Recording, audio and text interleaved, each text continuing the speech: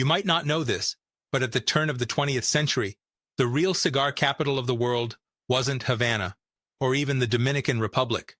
It was Tampa, Florida. More specifically, a bustling neighborhood called Ybor City, built almost entirely on tobacco, immigration, and ambition. The story begins in the late 1800s with Vicente Martinez Ybor, a Cuban entrepreneur searching for a new home for his cigar factory. Cuba was unstable, Key West was overcrowded, and he wanted a place where workers could build real lives.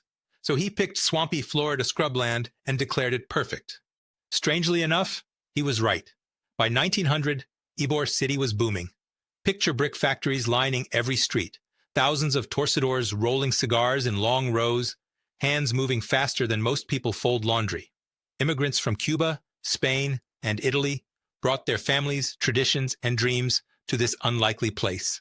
Inside every factory sat a lector, a trained reader perched on a platform, reading newspapers, novels, and political commentary aloud as workers rolled cigars.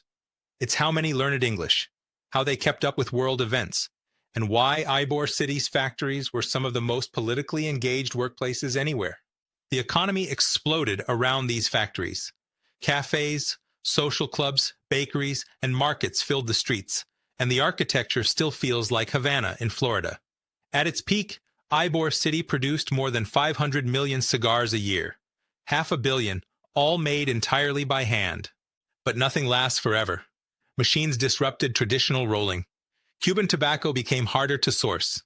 Wars shifted immigration and labor patterns. Slowly, the steady rhythm of rolling tables faded.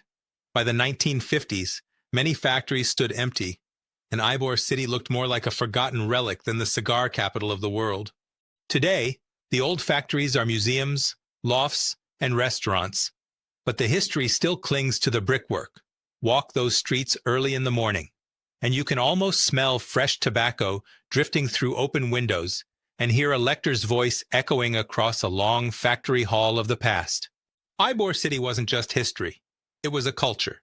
So I'm curious, have you ever visited a historic cigar city, factory, or even a lounge that felt like stepping back in time? Tell me in the comments. I always read them.